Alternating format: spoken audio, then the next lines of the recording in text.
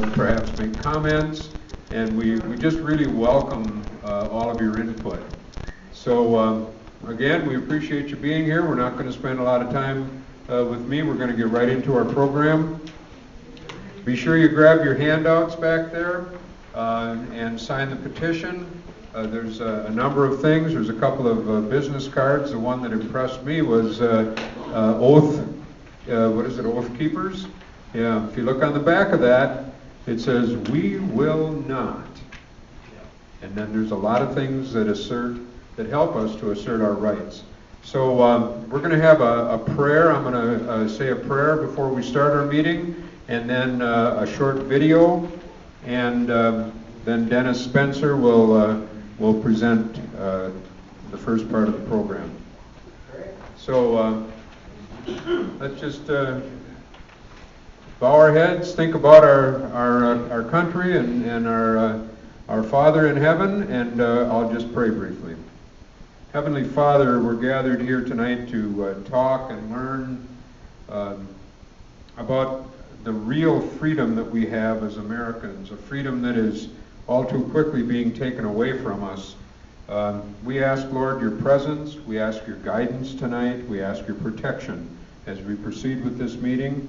We ask also that you will bless this meeting in the same way that you have blessed this great country for more than 200 years. Thank you, Father. We pray this in the name of your Son, Jesus. Amen. Amen. Okay, here we go.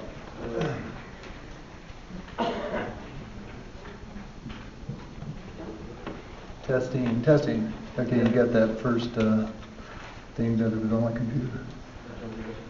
Oh, good. Yeah, start with the first. You can do that. All right. The Constitution and the Declaration of Independence, they wanted to have a baseline of what they did. So they say, we hold these truths to be self-evident, that all men are created equal. Well, we're going to be talking about two things tonight: the Second Amendment, to guarantee right there, and then the NDAA, National Defense Authorization Act, and there's two sections in there that take away 4 Bill of Rights. So we're going to be talking about that also. But first of all, we're going to start. This is the way we think the Second Amendment should be derived. Okay, the right of a citizen to bear arms in lawful defense of himself or the state is absolute. He does not derive it from a state government because it's God-given. It is one of the high powers delegated directly to the citizen and is expected out of the general powers of government. Accepted, I said that. Let's see, a law cannot be passed to infringe upon or impair it because it is above the law and independent of the lawmaking power. Can I say amen? Can I get an amen on that? Okay. That is our stance on the Second Amendment. It's not for hunting. It's not for just home defense, although it is good for that, but it's a God-given right. And this should be Thomas Jefferson, the Thomas Jefferson one. Yeah. Okay, Thomas Jefferson quotes it. The strongest reason for people to retain the right to keep and bear arms is as a last resort. I want to say that again. It's as a last resort to protect themselves against tyranny and government. And then I found this in a list of quotes too. The one about the strongest reason. No, the other one. Yeah. Men that are above all fear soon grow above all shame. What's happening in Congress today? They're not fearful of us. In fact, they think that we serve them, or they're supposed to be our servants. So they have lost their fear. So what happens? We see them all the time going out to, well, I'm not going to get into it. So anyway, we got a short video of what happened when they took the guns away in Australia.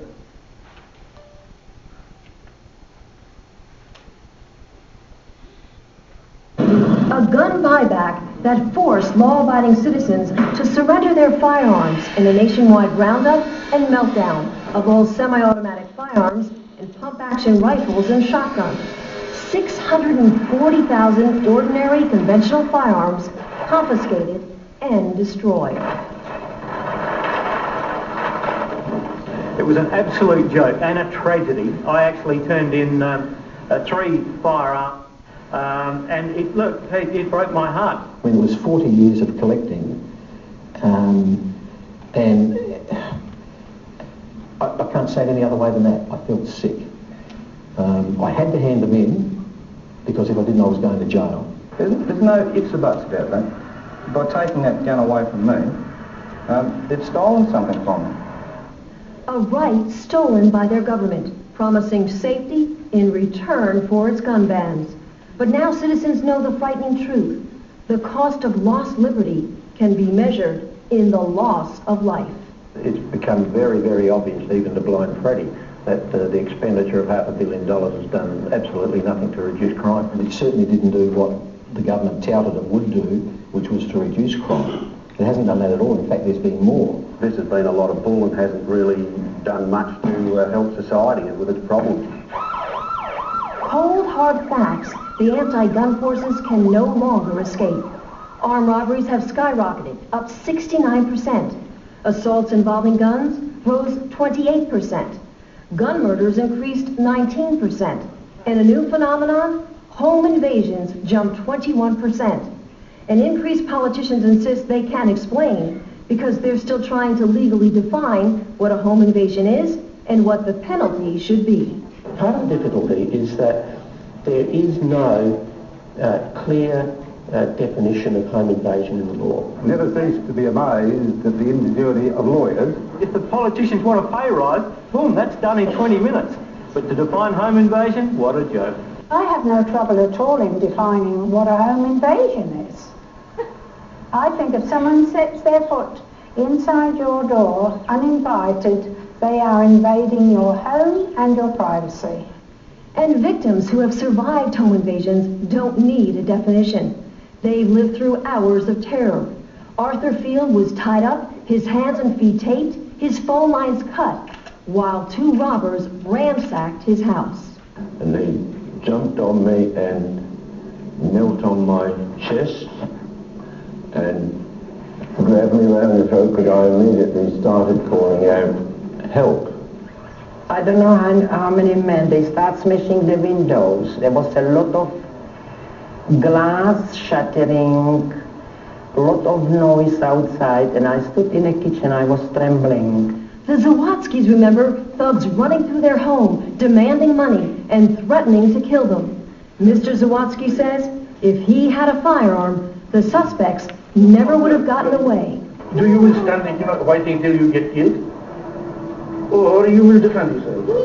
Tell me true, you will defend yourself. Scars that never heal. Citizens left powerless. But it's criminals who have been empowered and emboldened by the new gun laws because the innocent can't fight back. What's happening today is that the offender, the bad guys, are happy to break into somebody's house. They're not frightened to break into somebody's house while they're at home. Citizens denied the right to protect themselves by a justice system that won't. Well, my opinion of the legal system here is it's absolutely weak. Weak as water. I mean, they've just got no backbone. The sentencing for various crimes is just pathetic. And police who can't. They're undermanned and morale has never been lower. It's very bad at the moment. It's never been worse. Since 1993, we've had a real decrease in over 230 sworn police officers in this state. These policemen have joined the job, policewomen have joined the job to go out and do it, and they can't even attend at breaks or assaults because there's no vehicle to even get them there. I mean, that's just absolutely ridiculous. Gun laws that have backfired. And Australians who have been forced to hide behind bars and deadbolts. Some are even installing extensive security systems because the firearms they still own that haven't been banned have to be locked up, unloaded, and unavailable. I mean, get real. If I have someone break in here, I've got to go get the bolt, get the rifle, find the ammunition somewhere else, put it all together, and then defend myself if this other person's got a firearm that's going to threaten my life. No way. It doesn't bloody add up. A political fraud. Gun bans that haven't made a difference, and gun owners now struggling to stop a growing momentum against them. The people pushing the removal of guns from the Australian society are already saying that's only the first step publicly. That's only the first step. Now we want the handguns, we want every other firearm. They're warning to Americans, don't think it can't happen to you. It can, and it already is. Unless you, as a firearms owner, get off your butt now and start to oppose those that want to take them off of you right here and now, I would say that within 5 to 10 years, the restrictions on gun owners in America will be similar to what happens in Australia. Don't trust your politicians. Get in there, keep on their backs. Be a member of the NRA, be a member of your local gun club. Be part of the NRA and never, ever, ever give up your freedoms, because that's, in the end, that's all you've got. If you think you have rights, tomorrow the government can take them away from you. I think the Americans have to be very, very careful because, their rights will be quickly eroded as ours have, and we don't have a chance in hell of getting those rights back.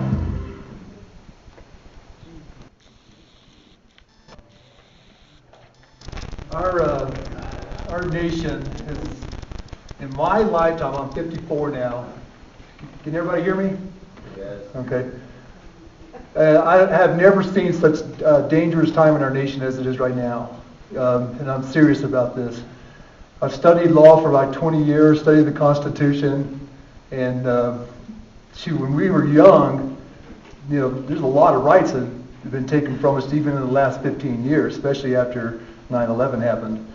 And this is deadly serious. What happens in government is that they will first pass a law, and then sometime later they will start enforcing that law. So they get their ducks in a row. They don't just go out and do it. They actually pass the law first, and then they actually do it. Now, let's go ahead and go next one. Okay. No, I'm sorry. This is, of course, the Constitution.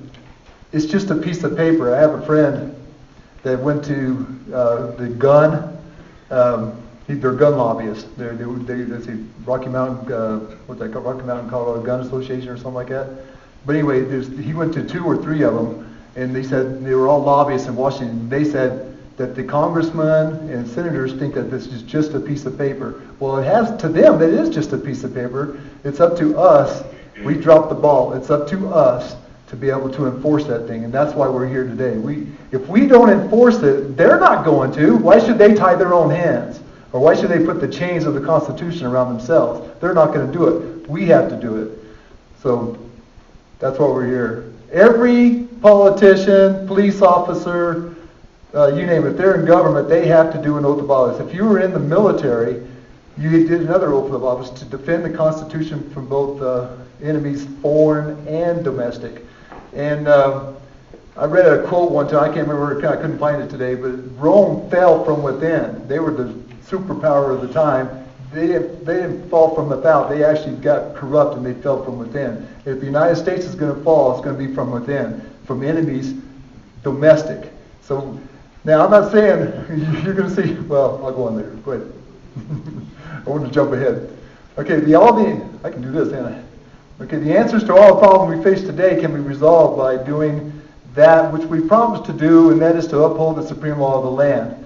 Many people were in law enforcement or the military. That oath that you took is not null and void now. We need you back again to be able to help enforce it. All right. Now, the federal government, we gave them in the Constitution 18 things to do. You can go to the next 2. 18 things. That's it. Post-service roads, etc.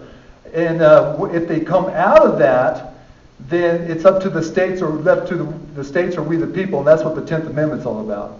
So we only gave them 18 enumerated things to do, and the rest was left up to the states. You got the 10th Amendment? Here's the 10th Amendment.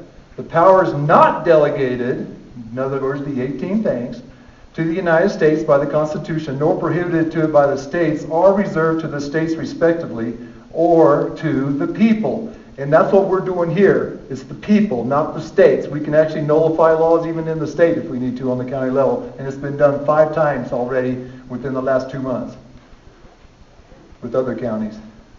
Let's see, so what can we do about it when a government oversteps their constitutional authority? Let's just use an example, which is keen on everybody's mind right now, that the U.S. Congress passes laws mandating that American people turn their guns in. to be crushed and recycled like we saw in Australia. Don't think it can't happen here. But then the states follow suit. So what are the options? What can we do with that? Let's go to the first option.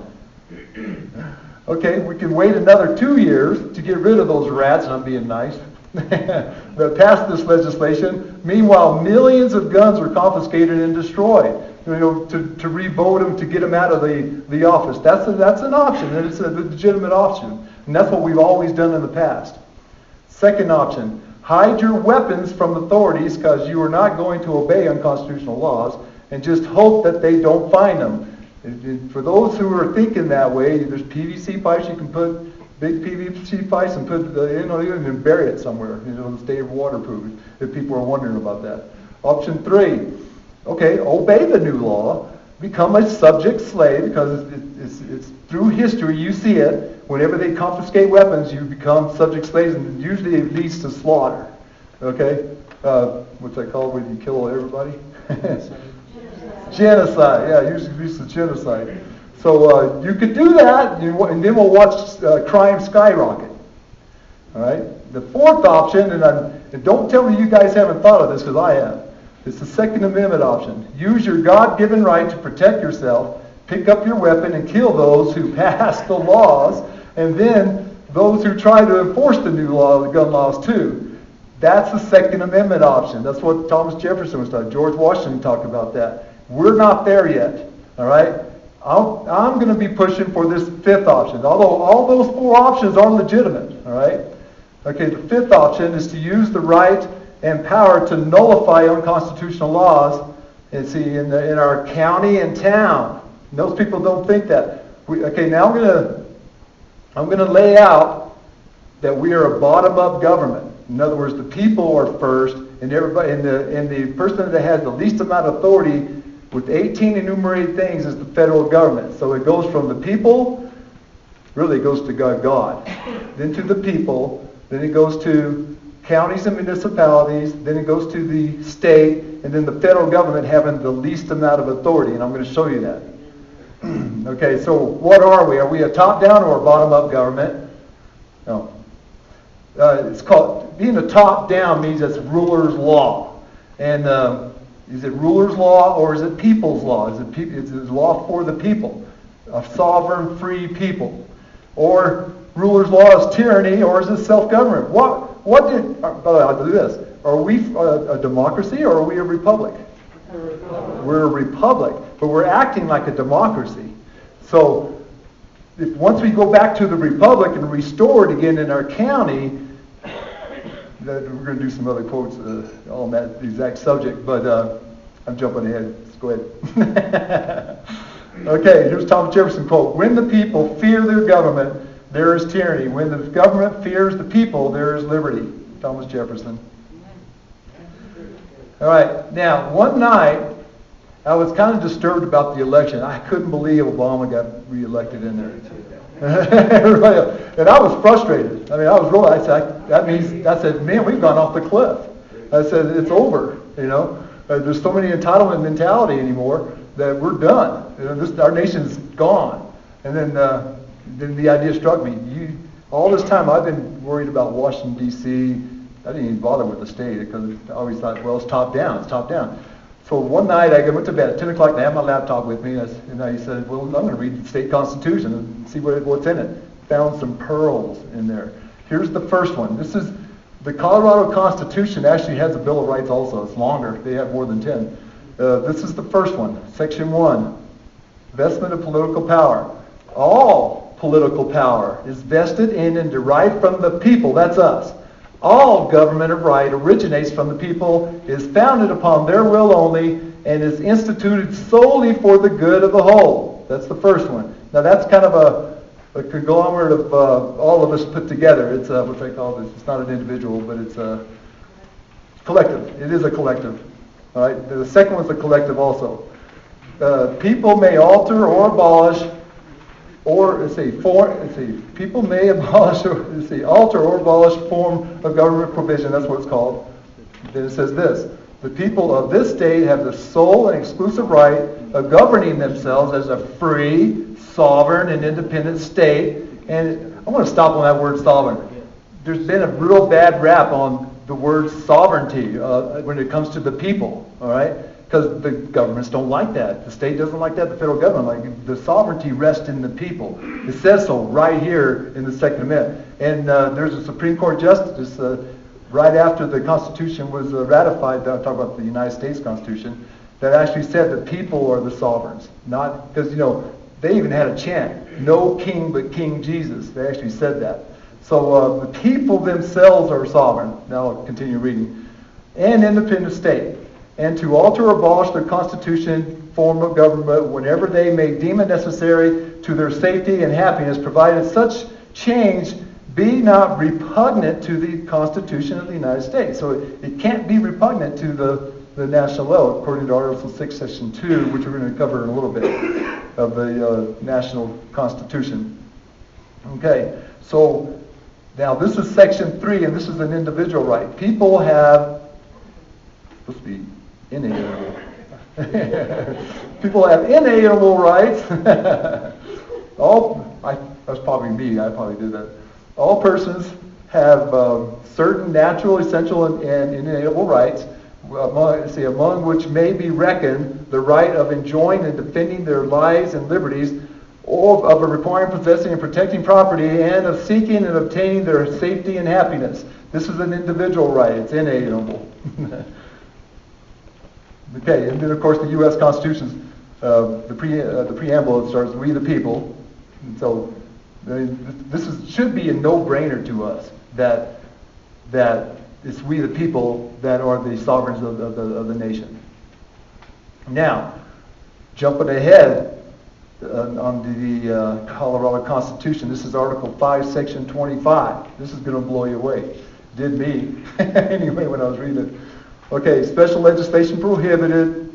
The General Assembly shall not. And I just highlighted this one thing because the state can even grant divorces, right? But the part I want to get to is on the next slide. Okay. Remember the general legislation, which is the General Assembly, which is the legislation of Colorado. They cannot. I'm going to start at the red, regulating county or township affairs. They can't even do that. They can't regulate the practice of our courts. We can have our own courts. Or of justice, let's say regulating the jurisdiction and duties of the justice of the peace. We don't have justice of the peace, but we can have justice of the peace. Police, magistrates, or constables. In fact, our sheriff, of course, he's autonomous. He can basically decide which laws he wants to enforce or not. Because he's autonomous. He can do that. Next. There you go. What is the purpose of government? Is it to rule over us, make laws, squish us down, make sure that we're obeying? No, it's not. This is Thomas Jefferson. The equal rights of man and the happiness of every individual are now acknowledged to be the only legitimate objects of government. He's talking about after the Constitution was ratified. So, two things. Make sure that our rights are protected and that our happiness and well-being, but not to provide for the general welfare. Now, I want to talk to you about nullification. Remember I said that we can... I have to get my glasses after this because I didn't put in a slide. Oh, thanks. I got somebody to do thanks.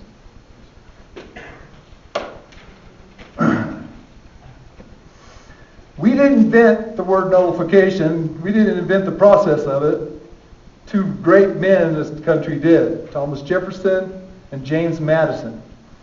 Whenever the second president of the United States, John Adams, he got tired of people complaining about him because he was a Federalist, and most people were not Federalists. They wanted the states to be sovereign above the Constitution. But he and Hamilton wanted the national to be really strong, whereas Thomas Jefferson, in fact they call them Jeffersonians, they wanted a kind of a weak government, because they knew a strong government can actually take away the rights.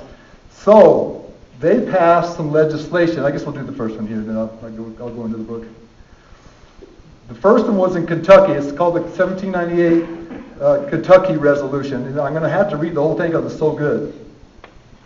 resolved that the several states composing the United States of America are not united on the principle of unlimited submission to their general government, talking about the federal government, but that by compact, under the style and title of the Constitution of the United States and of the amendments thereto, talking about the Bill of Rights, they constituted a general government for special purposes, delegated to that government certain definite powers reserved each state to itself, the residuary mass of right to their own self-government, and that whensoever the general government assumes undelegated powers, its acts are unauthoritative, void, and of no force. I could just stop there. So what they did, they just nullified it. What happened is John Adams didn't like people complaining about him, so he passed this thing called the Sedition Act. Most people have heard the Alien and Sedition Act. But the Sedition Act said, you can't complain against me, you can't complain against the government, and if you do, we're going to throw you in jail. And they did. They threw people in jail for complaining about it. I'm talking about even, they went against the First Amendment. They started to write bad things about the president or the Congress. I'm talking about the federal. And they started throwing people in jail. And so Thomas Jefferson and James Madison said, well, we'll just nullify this law in your state. So they went to Kentucky first, and they went to Virginia and nullified it. Now, let's see. Okay, I'm not going to read that anymore. You see, here's an example of one. Okay, I'm not going to do that one. Now I'm going to read you in the book. Because in 1820, this is 1798, in 1820 when Ohio became a state, they themselves nullified a law that had to do with the banking law. And they said that thus has the question whether the federal courts are the sole expositors of the Constitution of the United States. So they were saying, man, the federal government has their own courts, they're the federal courts, and they're going to tell the federal government what they can or cannot do. And he said, that would be like me when I go to jail. I mean, when I go there, and I say, well, I want my mom to be the judge. So, because my mom's going to be siding with me. So what they said was, okay, as in the last resort of whether the states, that in all cases compact among parties having no common judge, they have an equal right to interpret that Constitution for themselves, where their sovereign rights are involved, being decided against the pretension of the federal judges by the people themselves, the true source of legitimate power. I'm going to repeat that. By the people themselves, the true source of legitimate power. So, now he's talking about, by the way, great book called Nullification by Thomas E. Woods. It's got A through Z on how to nullify things in your state if they go unconstitutional. Because we, the people, have a right to be able to judge whether things are right. And it's pretty simple. What part of infringe don't you understand? That's pretty simple, isn't it? So anyway, there have now been 5 counties that have nullified any possible future laws that will actually either our state or the national government passes to either confiscate, waive, or even limit it. And one of them is Mesa County, which is Grand Junction. Well, I can just tell you all of them. The first one that actually did it was El Paso County. That's where Colorado Springs is. The second one that I know of was Jefferson County. They got a pretty strong one. Actually, they did that just a couple of weeks ago. But then Grand Junction did it. Montrose County did it. Let's see, so I got El Paso, Montrose, Mesa. There's one more. Weld County up in Greeley. They actually nullified any future laws that's going to come on. That's what we want our county commissioners to do, is basically do that. Anyway, we're going to have our own, so I want you to skip that other one. That was the one that they did. So with county nullification or city nullification, because we're going to have to do both. We're going to have to go to the county first, then we're going to have to go to the city. We can nullify any unconstitutional laws on our local level. I'm going to say that again. We can nullify laws on a local level. All right? It's already been done 5 times in our state alone. All right? So we can get back to liberty right here. So the next one is what ifs. Oh, by the way, could you get the? I want to do this now.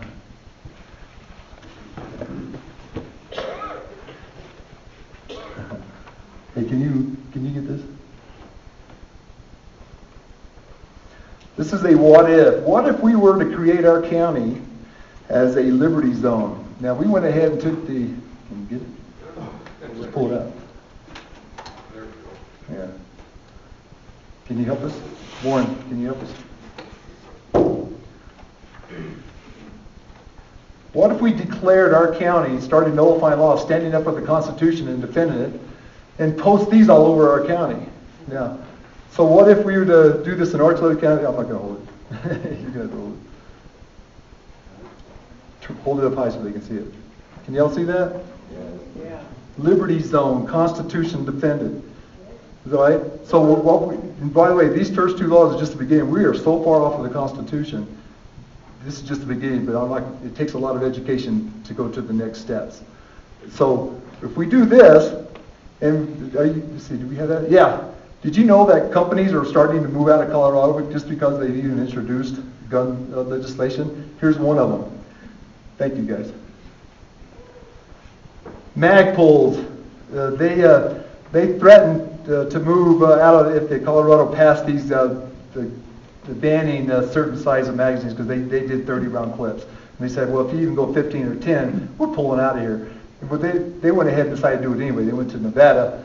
Then I just got an email saying, well, before they add that law is actually put into action, we're going to give a discount to all Colorado residents, not police officers. We're going to give them all discounts on the 30-round mags. I thought that was pretty good. So if you look up Magpul, if you Google it or do a search engine, you can do that. So once our county commissioners, and we're going to put the fire god in them to do this, and we've already talked to Michael Whitey. He's pretty for it. But we'll post these banners all over the town, especially when you first come into town or the county. I mean, we'll just make some signs up. I like it. I'll have to put them up. Okay. Well, we got to go through the county to be able to because they have standards. And to be able to, I just found that out from Ronnie's the Day. By the way, Ronnie, are you here? Yeah, to watch Ronnie's the Day about what she says. She likes to fabricate things. They said to pass a sign, you do have to go through some kind of board or something to do that, which is fine as long as we get one up. That's what I'm saying. All right. So step one is to nullify. Oh, okay. Now remember I said we're going to do the Second Amendment. Now we're going to move to the other thing, which is called the NDAA. Our step one is to nullify this insidious piece of legislation that came out of Washington State. Most people thought the NDAA, National Defense Authorization Act, just did some funding for the Army, the military. All right, but it didn't just do that. They snuck in. You know how politicians sneak things in there, right? And they never read it. Yeah, I have to say that too. Okay, the direct way to say this is a direct threat to our liberty. It destroyed the Posse Comitatus Act, which states that the federal troops cannot do law enforcement in the state. And it does away with the due process of law, violating the 4th, 5th, 6th, and 8th articles of the Bill of Rights. So that's 4, not just the Second Amendment, which is the other one. This is actually 4 Bill of Rights that it demolished, which are guaranteed in the Constitution in the first 10 Amendments, which is called the Bill of Rights. So, next one. So the NDAA, NDAA, America Ends Due Process. Now, what we're going to show you to add credibility to how damaging this law is, we're going to show a Rand Paul 3.5-minute clip on this part right here. The Constitution says if the government wants your life or your liberty or your property, it has to articulate to a jury what law you have violated and prove its case beyond a reasonable doubt to that jury. It's called due process.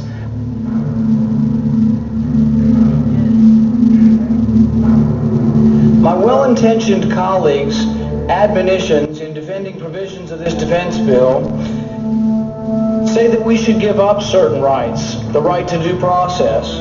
My question would be, under the provisions, would it be possible that an American citizen then could be declared an enemy combatant and sent to Guantanamo Bay and detained indefinitely? I think that as long as that individual no matter who they are, if they pose a threat to the security of the United States of America, should not be allowed to continue that threat.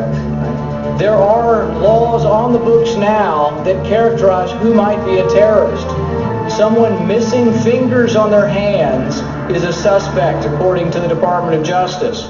Someone who has guns, someone who has ammunition that is weatherproofed, someone who has more than 7 days of food in their house can be considered a potential terrorist. If you are suspected by these activities, do you want to have the government have the ability to send you to Guantanamo Bay for indefinite detention? And when they say, I want my lawyer, you tell them, shut up. Your time is Get a lawyer. You're an enemy combatant. Their legislation would arm the military with the authority to detain indefinitely, without due process or trial, people suspected of an association with terrorism. These would include American citizens apprehended on American soil. I want to repeat that. We are talking about people who are merely suspected of terrorism or suspected of committing a crime and have been judged by no court. We're talking about American citizens that could be taken from the United States and sent to a camp at Guantanamo Bay and held indefinitely. The great concern that we have now in terms of the security of the homeland is from so-called homegrown terrorists, radicalized Americans. But some of the things that make you suspicious of terrorism are having food, having more than 7 days of food, missing fingers on your hand, having ammunition, having weatherproofed ammunition, having several guns at your house. Is that enough? Are you willing to sacrifice your freedom for liberty? The rules, the binding chains of the Constitution were written so that it didn't matter who was in power. In fact, they were written to protect us and our rights from those who hold power with good intentions. We are not governed by saints or angels. That's why we have laws and rules that restrain what the government can do. That's why we have laws that protect you and say you're innocent until proven guilty. That's why we have laws that say you should have a trial before a judge and a jury of your peers before you're sent off to some prison indefinitely. I want to say this, I'm going to give you a quote. I'm going to modify it a little bit by Samuel Adams. Samuel Adams said in a meeting that they had with some pretty well-to-do people, he said, if ye love wealth better than liberty. Now, nowadays we could say if you love wealth and government handouts, you know, better than liberty, the tranquility of servitude, better than the animating contest of freedom, go home to us now in peace. We seek not your counsel nor your arms. Crouch down and lick the hand that feeds you. Yeah, may the chain set lightly upon you, and may posterity forget you are our countrymen. So, freedom is more dangerous. Let's just get over the security thing. Freedom is more dangerous. But if you want total security, why don't you go to prison? They'll feed you. They'll tell you what kind of toothpaste to use. I mean, they'll tell you when to go to bed, when to get, you know. But if you want total security, go to prison. That's the way to do it. Why not? All right? So what I'm saying is, security and liberty, you can't have both. And Ben Franklin, I have a quote on it, I'm not going to say it, but Ben Franklin actually said that you can't have both. You deserve neither, he said, if you seek liberty, security and liberty. So, anyway, I had to get that off my chest. Okay, so, by the way, did any of our county commissioners show up? I don't see them. I don't see one. Ah. I know both of them are very black and neither one of them is. Do they not want to be associated with us? We met with Michael Whiting last night and showed him this. He was all over it. He was awesome. So we're gonna get into that in a little bit. Okay, this is a question for them. Do you fit any of these terrorists? Any of these parameters? Yep. Rand Paul pointed out that if you have 7 days worth of food, if you own guns or ammunition, or if you're missing any fingers, you know, any farmers amongst us, yeah, you could be considered an enemy combatant. They can come in and take you. really, they can take you any way they want to. They take you to an enemy detention camp, and they'll just hold you there indefinitely without any due process of law whatsoever. What was that? Yeah, if they think you're Al Qaeda. But anyway, what's the next one? They told me I was standing in front of it so nobody could see it. All right. Okay. Americans can be arrested and taken to a military detention camp without the right to a phone call, right to an attorney. Remember how that one senator said, "You shut up! I want to know about a phone call. You shut up!" That was pretty good. Anyway, without being charged with a crime, and they won't arraign you. And if they do, in 2013 they said, well, that doesn't apply to Americans, but it's a military detention camp. At best, you're going to see a military tribunal. You're not going to see a civilian tribunal. But anyway, go ahead. So what can we do about it? Here's what El Paso County did about it. Where are we at? They nullified this. There's sections 1021 and 1022 of this law, and it's on the resolution. They nullified those two parts of this law. So is there any other question? Yeah, they both got together with the sheriff. First, we're going to hear from Commissioner Littleton. Now, this is long, but it's got some jewels and pearls in it to listen to.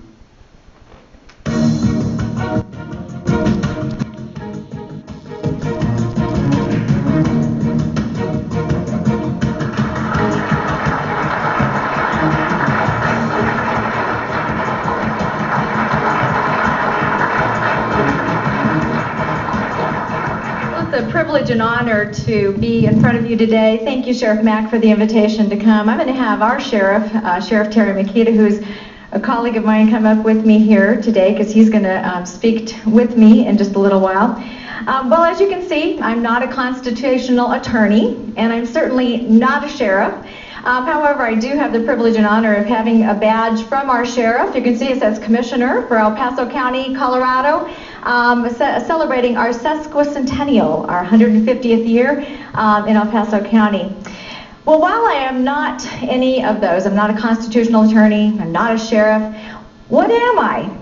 Well, I am a public servant, and I believe the difference between a public servant and a politician is someone who says, here am I, instead of looking and saying, look at who I am.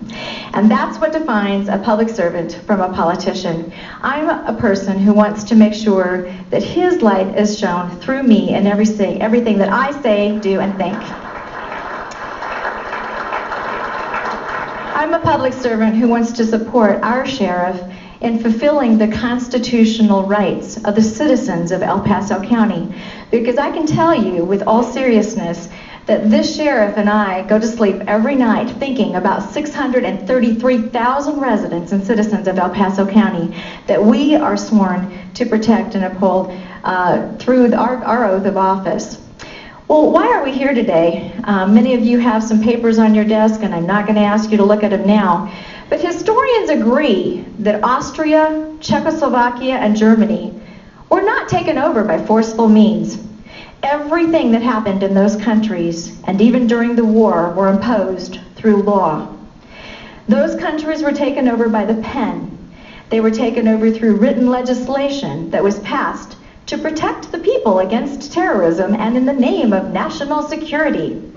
The legislators making this legislation were heartfelt, and they truly believed in what they were doing. Sound familiar? Similar legislation was adopted, I think, in our NDAA, our National Defense Authorization Act.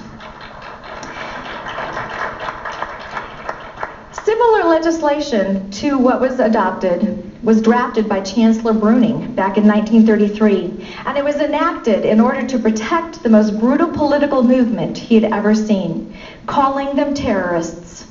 He saw the future of Germany, and it terrified him. Chancellor Bruning wanted to protect the people against tyranny and did so genuinely. Unfortunately, by taking away civil liberties, the rights of the people, and undermining their constitution, Chancellor Bruning indirectly opened the door for more offenses to be committed by the very people of whom he was terrified. The German people lost their rights and they lost their lives, and historians have called it Bruning's folly. These governments weren't taken over by an uprising or even a violent revolt. They were taken over by a very well-organized political campaign to gain a majority within their legislative bodies.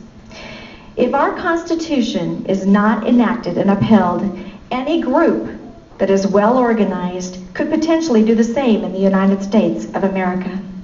I would also like to note for emphasis that Germany was a democratic republic just like the United States, with similar laws and structures prior to 1933, until their constitution was undermined through legal legislative changes. Those are the changes that allowed the most brutal violence to be perpetrated on humans in the 20th century. Well, it was these historical facts that prompted myself and another lady, her name is Kim Green, from the Freedom Action Coalition team, or FACT, Freedom Action Coalition team, to draft a resolution to preserve habeas corpus and civil liberties. And this was in response to NDAA, or HR 1540, as it was when we were drafting our resolution. In this resolution, under sections 1021 and 1022, there are some very dangerous words. The words that go down there in section 1021b2 states that a person who was part of or substantially supported Al-Qaeda, the Taliban, or associated forces that are engaged in hostilities against the United States or its coalition partners, including any person who has committed a belligerent act or has directly supported such hostilities in aid of such enemy forces. Well, what does this mean? Because while this is currently in the context of referring to anyone associated with terrorists who supported Al-Qaeda, who's to say that in the future that those who carry Bibles, have more than 7 days food supply, have personal firearms, or protest in the streets for freedom will not be included in the definition of creating a belligerent act against some coalition partner. In section 1022b1, it states that the United States citizens, it says the requirement to detain a person in military custody under this section does not extend to the citizens of the United States. Well, many of you in here, being law enforcement officers and attorneys, some of you are, know that words are very important. And when it says that there's not a requirement to detain a person in military, if they meant that a person would be prohibited from being detained unlawfully, don't you think they would have written prohibited? I think so. But it doesn't say that. It says a requirement to detain isn't there. These different sections can be changed by 3 people in the security, in our national security, and that is the defense may, with the consultation of the Secretary of the State, the Director of the National Intelligence, and a subcommittee, waive the requirement of paragraph 1 and come back and can change those words at any time. Who's to say that that's not going to happen in the future? And I think that it is incumbent upon us as county commissioners and as sheriffs to ensure that we act together, that we act collaboratively to protect the citizens that we were sworn to protect and took the oath of office to protect. In front of you today, I've given you 3 different things, and I'm going to give you 2 different action items. And this is where being a former educator comes to be my advantage. You will see in front of you 3 different pieces of paper, and that is the resolution to preserve habeas corpus, where it talks about how we value our military and certainly want to fund them, because it is the only responsibility of the federal government, and our chief, our commander-in-chief, is to protect our country. The second one is just a little bit of information that you can give to your friends and family to tell why this is so important that we have a resolution like this. And the third piece of paper is, if I had a wish list, this is what a resolution would look like. So this is where you can take from all of these different items and determine what your resolution for your county might look like. On the back of each one of these documents is a way to get a hold of me. I'd be happy to send this information to you and your county commissioners. Please go back Number one, task, take this information back to your county commissioners. Have them sign on with you. Have them be a partner with you, just like Sheriff Makita has so boldly and valiantly done for El Paso County to ensure the protection of the civil liberties and habeas corpus of the residents of El Paso County. And secondly, I want to just encourage you to go forward and do what God has called you to do. Continue to protect and defend the Constitution of the United States. Thank you so much, and God bless you, and God bless America.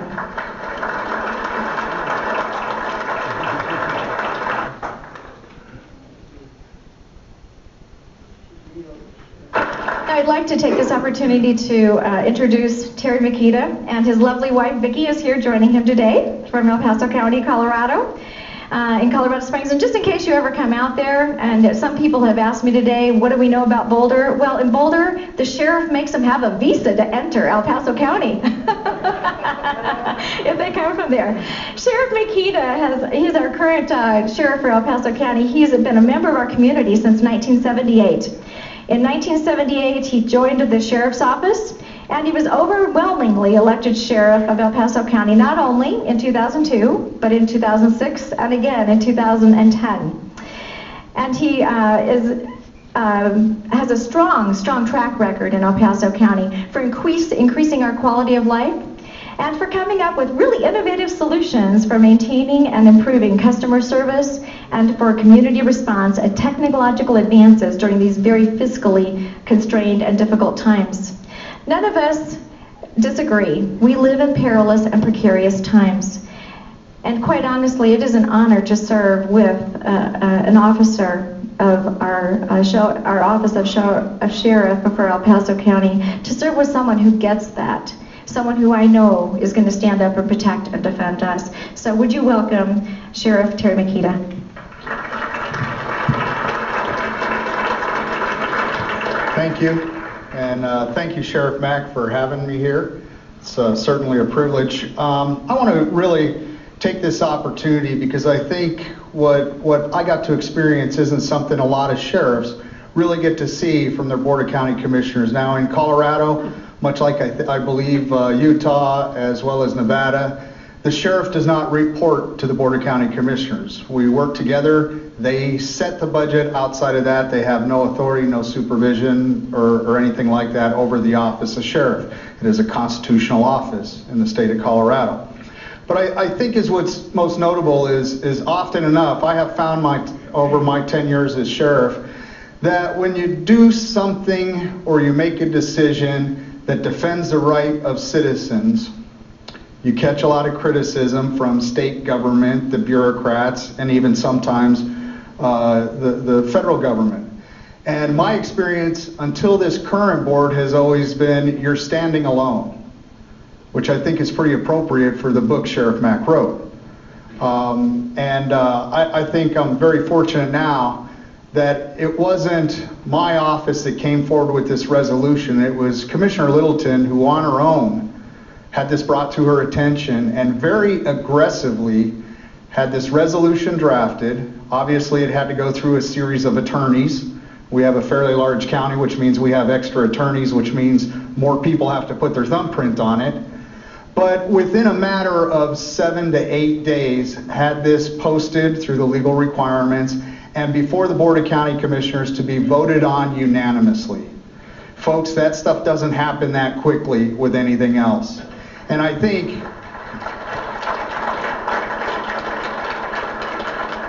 it exhibits not only her passion for this, but how serious it is. And one of our biggest difficulties, I feel, is the apathy among our citizenry. I hesitated this on purpose because looking around the room, I don't think we have that problem in Archuleta County. Look at this.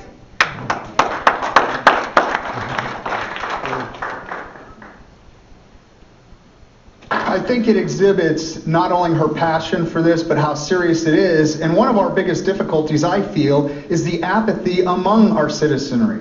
If they saw the things we see, if they heard these stories you're hearing, and they knew all of the stuff that we're exposed to, there would be a much greater concern. But I think it's an amazing thing when one person recognizes that, remembers her oath of office, and takes action to stand behind it.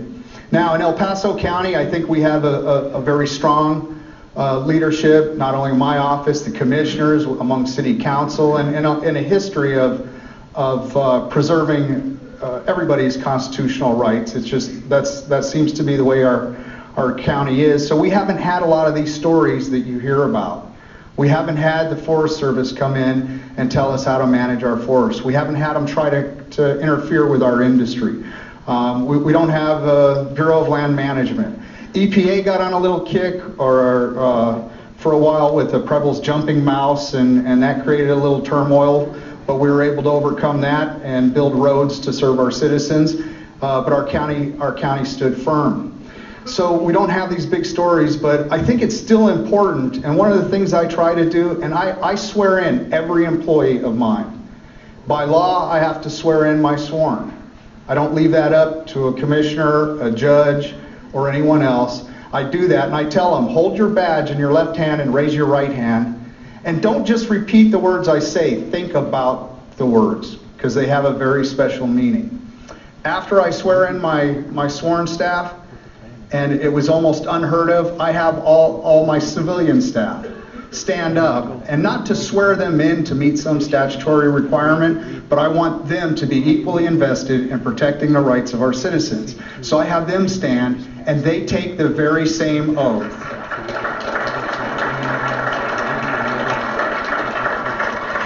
If you work in my organization and you ask any of my employees, what is your sheriff's top priority?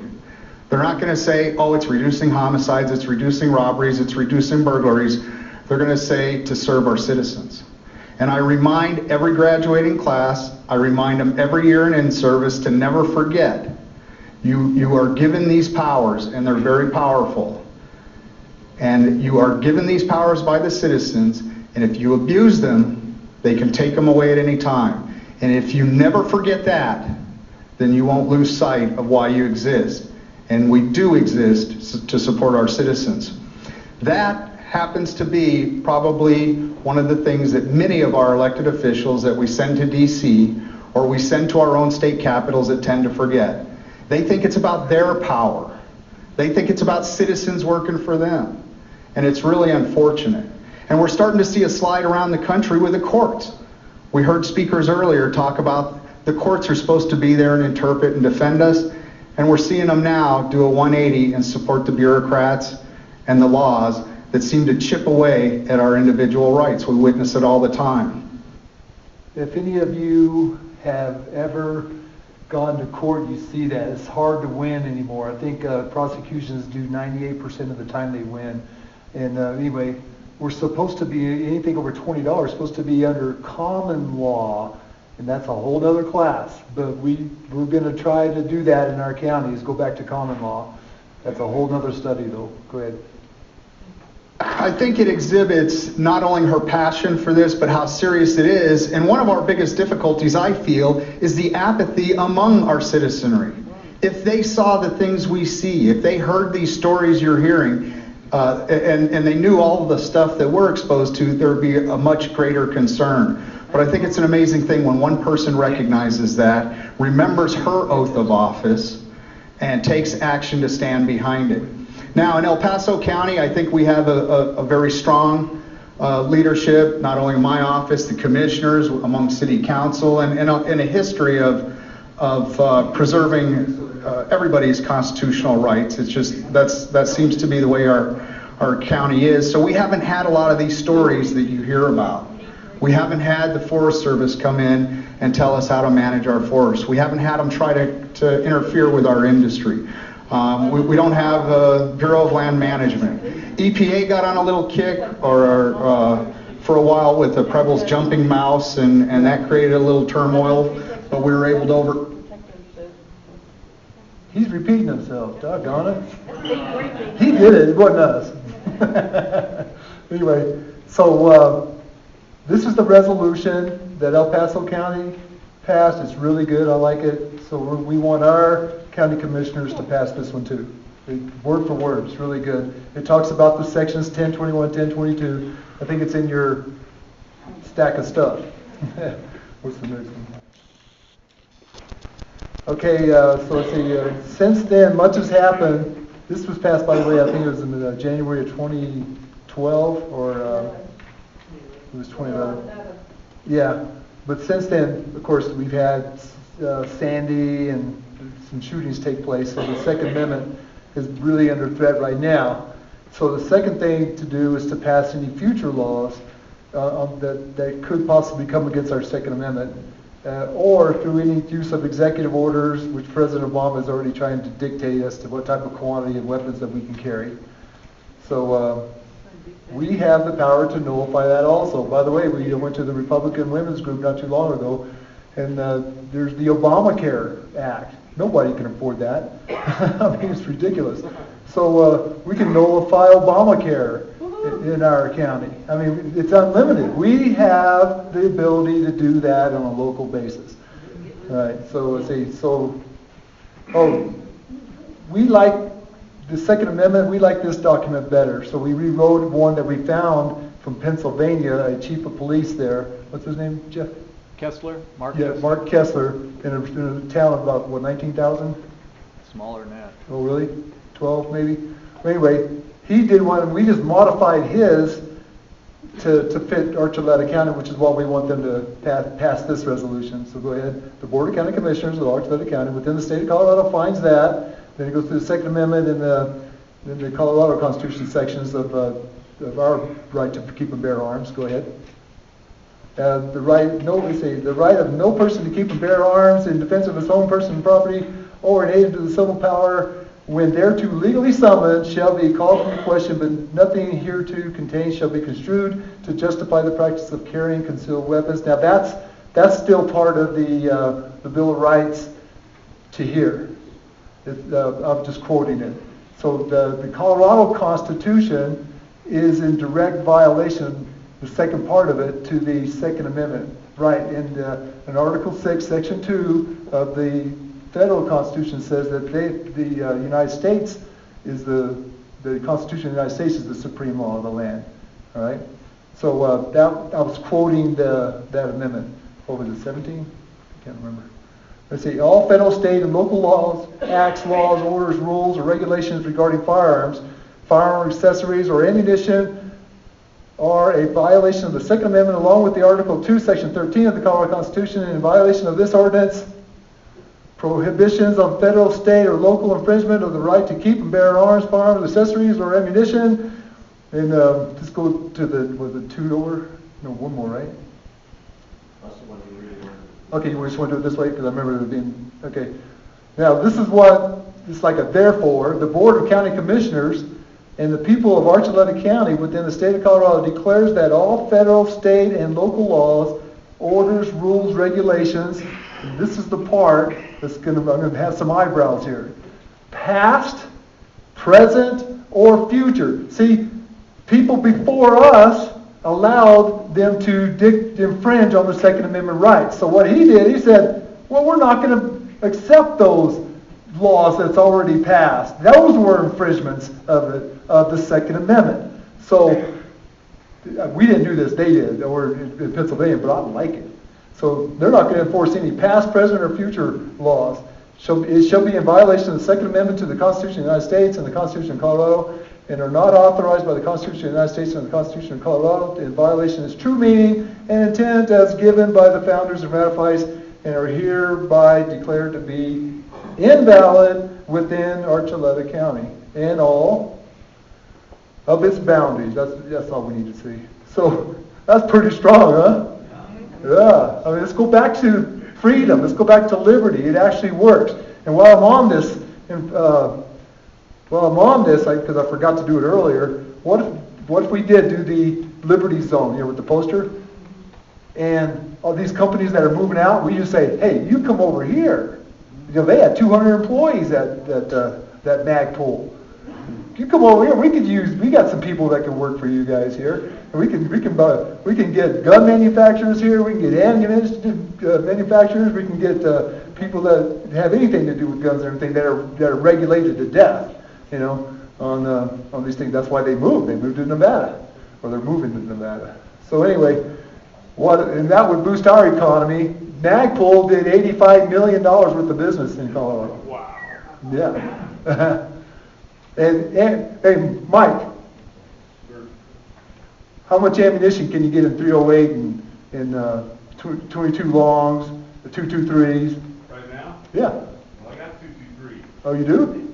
I got a little 308, but not much 22. Okay. It's hard to get. I've seen videos where the shelves are bare. Why not start an ammunition factory right here? Wait, we're going to do that. We're going to do that, Pat. Hang on. What's next? Okay, again, create the Liberty Zone and hang them out throughout the country. We did that already. Go to the next one. Okay, I'm going to talk to this one. FEAR is really an acronym for false evidence appearing real. Most people, and you see it in the media, you see it everywhere, and hear it on talk. I listen to talk radio a lot. I used to listen to Rush Limbaugh, but I've gone beyond that now. But they always talk about the federal power, and they put us in our mindset, oh, we need to change the federal, when we can do it on a local level. And we fear the federal. But it's false evidence appearing real in our minds. And this is a cute little video called The Tiny Dot that's going to dispel that. You guys are going to like it. I hope you like it. I love it. Once upon a time, there were 100 million people. They had different interests, different beliefs, different occupations, but for the most part, they got along pretty well. Then one day, a gang of a few hundred people showed up. Need to zoom in some more to see them. I know they're there somewhere. Zoom in. There they are. And this gang of a few hundred said to the throng of 100 million, from now on, you all have to give us a cut of everything you earn. This is an accurate graphical comparison between the number of American taxpayers and the number of U.S. congressmen. And the throng said, gosh, do we have to give you a cut of what we earn? And the gang of a few hundred said, yes, you have to. And the throng said, well, okay, I guess we have to. And one little troublemaker asked, what if we don't? The gang of a few hundred didn't like this and said, if you do not comply, we shall unleash upon you our legions of enforcers. And the throng cried, oh no, please don't. We will comply, we will pay. This is an accurate graphical comparison between the number of American taxpayers and the total number of IRS employees. Time went by and the gang of a few hundred said, now we want more of what you earn. And this kept happening over and over again until eventually some of the throng were paying almost half of what they earned to the gang. Whenever the gang demanded more, the throng would say, golly, we're already having a tough time. Do we really need to give you even more? And the gang always said, yes, you must, or we shall unleash our legion of enforcers. Now the gang of a few hundred was getting trillions of dollars every year, spending it on wars and pyramid schemes, giving away goodies to their friends, buying influence, and doing lots of other things. And some of the throng started saying, we don't really like the war you're waging with the money we give you. Do we really have to be paying for that? And the gang said, yes, we demand it. Don't make us send out our legion of enforcers. And some of the throng said, you're taking our money and giving it to huge corporations and giant banks, and some people who just don't want to work. A lot of these things we don't like. And the gang said, we don't care. We will decide how to spend it. You just do as you're told, or else. And the throng said, okay, I guess we have to. But eventually the throng got so fed up, so angry, that they took a drastic step. One day they said to the gang, we don't like what you're doing. We want a new gang. And after pouring a huge amount of time and money into the effort, they replaced the gang with a new gang. Then the throng pleaded with the new gang, now at long last, can we keep our own money, or at least keep more of it? And the new gang said, sorry, but after much discussion, we've decided that you can't. You have to keep giving us what you've been giving, in fact, a little bit more than before. The throng was distraught, and said, "This is dreadful. But after all, what choice do we have? I mean, they say we must comply, and they have that scary legion of enforcers. We're powerless against them. We better just do as we're told." So they did as they were told, got poorer and poorer, and lived miserably ever after. But after all, what else could they have done? What power could this throng possibly have compared to this gang of a few hundred and their enforcers? What chance would this thing have against this thing? How could these 100 million people ever hope to successfully resist the awesome power of this tiny little dot? In case anyone missed this, let's review. Here's them, here are their enforcers, here's us. Them, us. Them, us. Does anything about this seem just a little strange to you? Are you perhaps wondering, why does the throng need the permission of the dot to do anything? Why do these people feel the need to ask this tiny little dot if they can keep more of what they earn? Why would they spend year after year literally begging for lower taxes from this little dot? Is this dot just really darn intimidating? Is it very persuasive in its reasoning? To be blunt, why would this throng give a rodent's backside what this tiny little dot wanted? The fact that this tiny dot has the gall to issue such demands to such a throng is pretty startling in and of itself. But what is far more amazing is that the throng obeys this minuscule little parasitic gang of control freaks. What could possibly explain this? Let's ask the dot. This is how it works. When we, the dot, take your money and spend it on things you don't like, we're representing you. In fact, though you're not allowed to actually keep your own money, you're allowed to decide which little dot will steal half of what you earn. So that really means that you're in charge and that you're agreeing to give us your money. In fact, we, the dot, are serving you when we take your money and spend it on things you don't like. And so you should thank us and treat us with great respect and honor for having robbed you on your behalf for your own good in order to serve you by doing things you don't want us to do. So there you have it. I hope that cleared everything up for you. If you're... Oh, I love that. I've seen it probably a dozen times. I still love it. We have got to get out of the mentality, why do we ask permission to do anything? We can nullify all these laws that come out of DC or thing. Yeah. Now. That's Federal Reserve. Yeah, that's a whole other class, but you're right. Yeah, yeah. This is the potential that we have for this idea of nullification on a local level. This is, you've heard of the red-blue states, right? All right. This is the red-blue states, but by the county level. All right. Red means like the conservative vote, the I'm going to call it the non-nationalist, the non-federalist, the non-federalist. They want to see limited government, limited taxation, right? In all these counties. All the blue counties, which is the population centers, you see, California West, the left coast.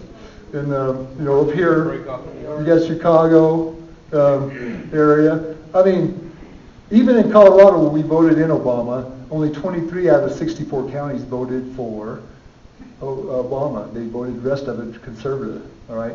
In other words, limited government.